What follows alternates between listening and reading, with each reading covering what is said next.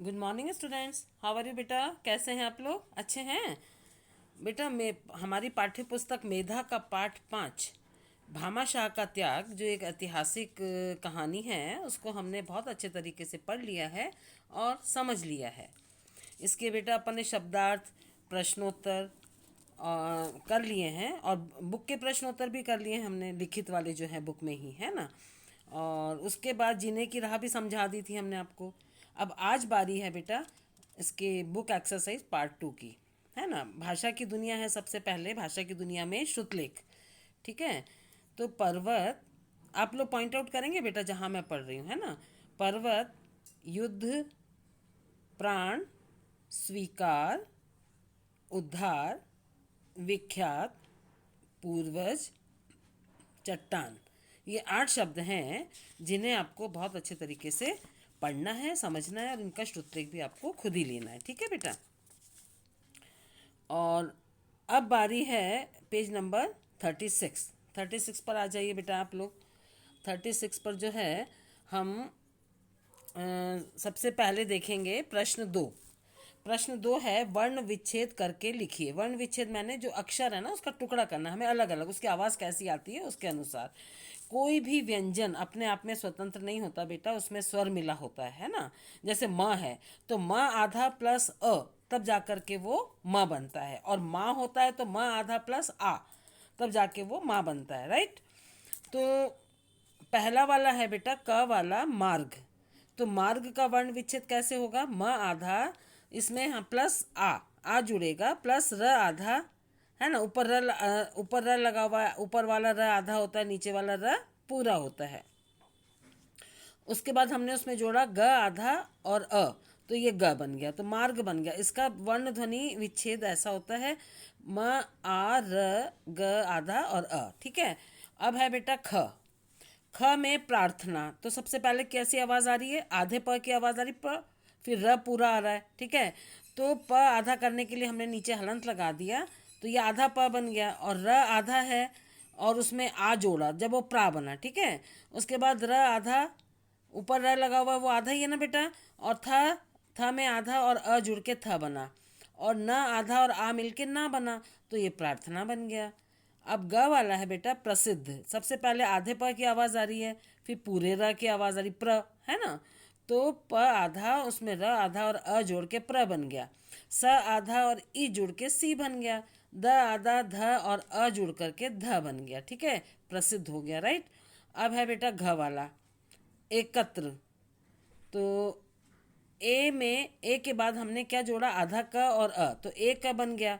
और त आधा और र और उसमें अ जोड़ा, तो त्र बन गया। ठीक है, तो एकत्र का वर्ण ध्वनि विच्छेद इस प्रकार से हुआ। राइट। अब है बेटा प्रश्न 3 में है, इन वर्णों वाले एक एक शब्द दिए गए हैं। इन, है ना, जो ये जो नीचे अक्षर दिए हुए हैं ना, उनके सामने दो दो शब्द हमें और लिखने अपने पाठ में से ढूंढ के। तो नंबर 1 पर है फ में नीचे फ और फ में दोनों में क्या अंतर है बेटा? जब हम फ बोलते हैं तो हमारे होंठ जुड़ते हैं, राइट। और जब नुक्ता लग जाता है तो हमारा मुंह फाड़ खुला रहता है, फ। राइट, बोल के देखिए आप। जैसे फायदा, फायदा जैसे दो शब्द और हैं, सफ़र है, फासला है ना। फैसला में भी वैसे नुक्ता ही आता है, लेकिन हमारे पाठ में फासला शब्द आया है। उसके बाद है बेटा फ में हमारा होठ जुड़ रहा है, प फ ब भ म। प वर्ग का दूसरा वर्ण है फ। और ये फ जो है ना, ये उर्दू से आई हुई आवाज़ है, ये कोई अक्षर नहीं है हमारे हिंदी शब्द, हिंदी उसमें, लेकिन उर्दू से आई हुई आवाज़ है और इंग्लिश से आई हुई। इंग्लिश और उर्दू में फ ही उपयोग में लाते हैं। ठीक है, उसकी आवाज़। फिर फल, फूल, ये दो शब्द हमारे फ वाले पाठ में हैं। अब है बेटा ज और ज, दोनों में क्या अंतर है? तो ज तो है, उसमें नुक्ता नहीं होता है, और जो बिंदी लगी है उसको नुक्ता कहते हैं, उसकी आवाज़ ज निकलती, ज और स दोनों मिलके ज बनता है। तो ज़रूर, ऐसे दो शब्द हमारे पाठ में आए हैं, ज़मीर और जिक्र। राइट। और उसके बाद है ज है राजपूत, तो राजा और जंगल। ठीक है, तो ये हमारा प्रश्न 3 हो गया है। अब है बेटा प्रश्न 4। प्रश्न 4 में क्या है, इन शब्दों के विलोम शब्द लिखिए। विलोम किसे कहते हैं? विपरीत अर्थ वाले, उल्टे अर्थ वाले शब्द, माने ऑपोजिट्स, राइट। क उदार, उदार का विलोम है बेटा अनुदार। ख है निराशा, निराशा का विलोम शब्द है आशा। और ग है बाहर, बाहर का विलोम है अंदर। और घ है पवित्र, पवित्र का विलोम है अपवित्र। अंग है उतरना, उतरना का विलोम चढ़ना।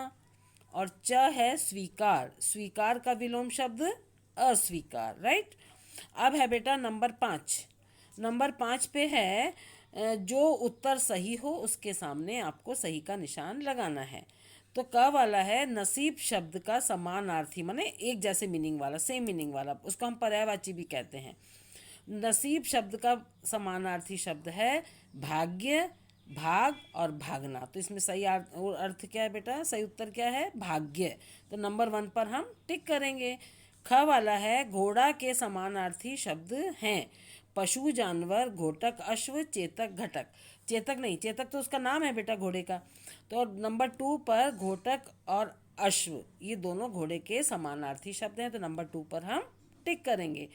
अब ग वाला प्रश्न है बेटा, इनमें से शुद्ध शब्द है नंबर 1 हथियार, नंबर 2 हथियार और नंबर 3 हथियार। तो नंबर 2 वाला सही है बेटा हथियार, उस नंबर 2 पर हम टिक कर देंगे। तो ये हो गया हमारा। अब है रचना का संसार। आपको हमने पहले भी बताया था, जीने की राह और रचना का संसार, इसकी 5-6 चीज़ें होती हैं, इनमें से एक चीज़ आपको अपने क्वेश्चन आंसर्स के बाद अपनी कॉपी में लिखना है लास्ट में। पहला है भामाशाह की जीवनी पढ़िए और कक्षा में सुनाइए। नंबर 2 वीरों की भूमि राजस्थान, इस विषय पर अपने विचार लिखिए। तो आप नेट से ढूंढ सकते हैं बेटा। और नंबर 3 महाराणा प्रताप और अकबर के बीच सन 1576 में हुआ युद्ध हल्दी घाटी युद्ध, उसके नाम से जाना जाता है। इस युद्ध में महाराणा प्रताप के घोड़े चेतक ने जान की बाजी लगा दी थी। और चेतक से संबंधित एक कविता है चेतक की वीरता। इंटरनेट से इस कविता को ढूंढकर अपनी कॉपी में आप लिख सकते हैं। तो हमारा ये पाठ पूरा हो गया बेटा। अब इस पाठ को बहुत अच्छे तरीके से आप तैयार करेंगे और उसके बाद हम इसकी वर्कशीट करेंगे कल, ठीक है बेटा। और आज की कक्षा हमारी यहीं समाप्त होती है। आपका गृह कार्य यही है, जो पुस्तक कार्य है ना आपका बुक एक्सरसाइज, इसको आपको पूरा करना है। धन्यवाद।